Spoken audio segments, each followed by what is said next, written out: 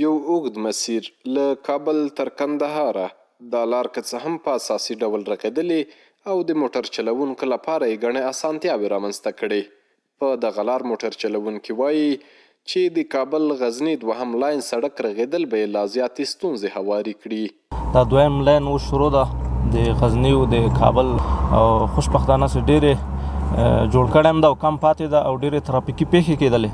اوس الحمدلله د اوسنی حکومت چې کوم دا چارې ښې روانې کړي دي او انشاءالله چې امید ترې لرو چې دا کار لږ چټک کړي او دغه ترافیکي پیښې کمې شي. اوس الحمدلله د پخوا په څېر نه دی، روډ جوړ شوی دی. دویم سړک د غزني او د کابل ترمنځ د دویم روډ هم روان دی. اوس بیخي د پخوا په دغه بیخي کمې شوي دي ترافیکي پیښې. ډېر الحمدلله موږ د امارت او مجاهدینو سره ډېر خوشحاله یو، د دې څخه ډېر مننده یو. په دې لار ترافیکي پیښې یوازې له ګڼې ګوڼې نه بلکې د موټر چلوونکو له زیات سرعت او بې احتیاطۍ هم رامنځته کیږي.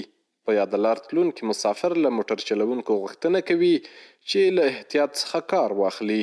ماشاءالله په مخ تللي دي، ډېر په مخ تللي، خو څه پاته دي موږ له دا مسؤلینو دا هیله کوو چې څه زر دا په مخ لاړ شي. احتیاط خو باید پوره احتیاط وکړو ځکه محادثات زمینم بیخي زیات شوي دي، ټکرونه زیات شوي دي.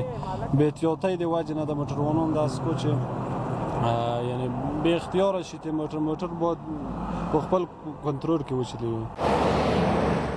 د کابل غزني دوهم لاین سړک چې 111 کیلومتره اوږدوالی لري، میدان وردګو ولایت کې چارې په چټکۍ روانې دي.